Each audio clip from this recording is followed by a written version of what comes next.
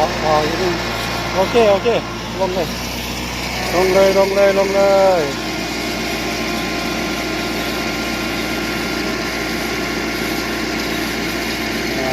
แก้ว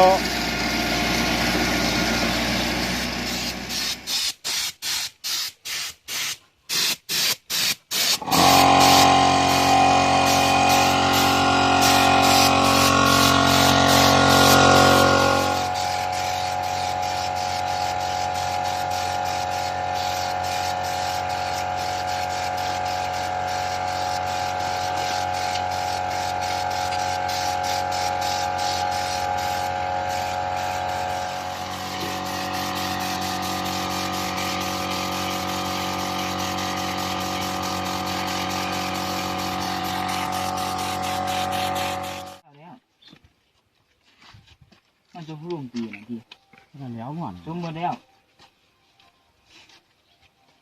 เอาอีกบ่เวลาอยู่ปะ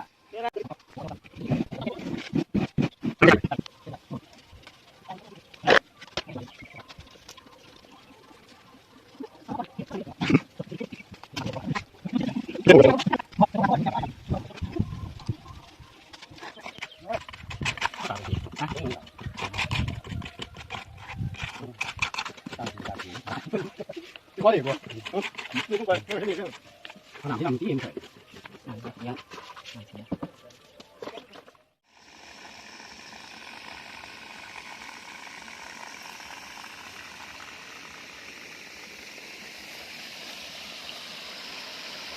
คือบ่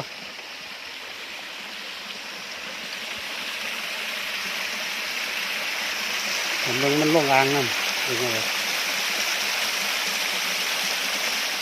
เจ๊กเจ๊กเจ๊ก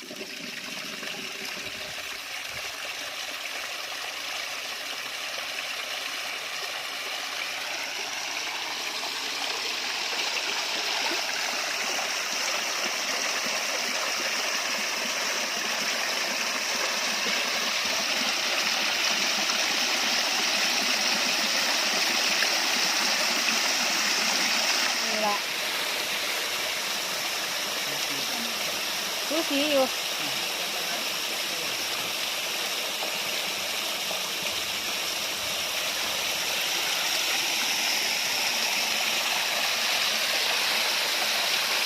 หล่นเลยก่อน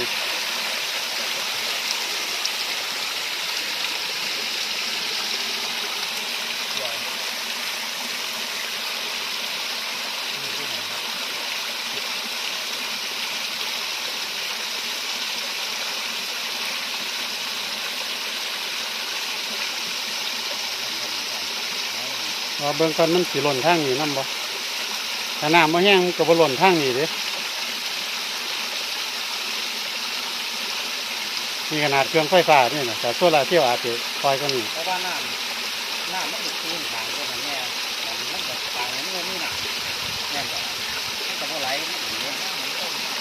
พอลงแห้งมันน้ำมันกันที่ไหนแบบของเราตุ่มหัว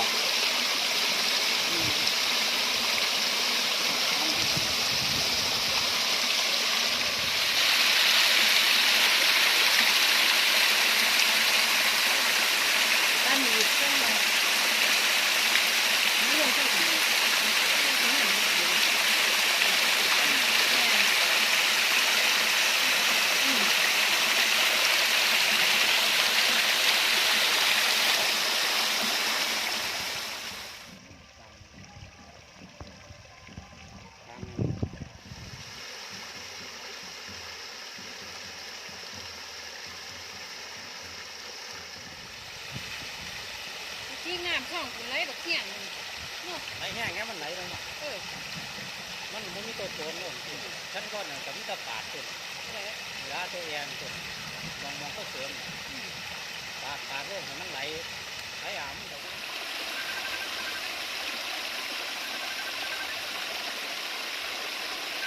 เอาทางนี้ลงจังหน่อยนี่ครับแตกไม่ทางนี้แต่มันลงทางนี้นะ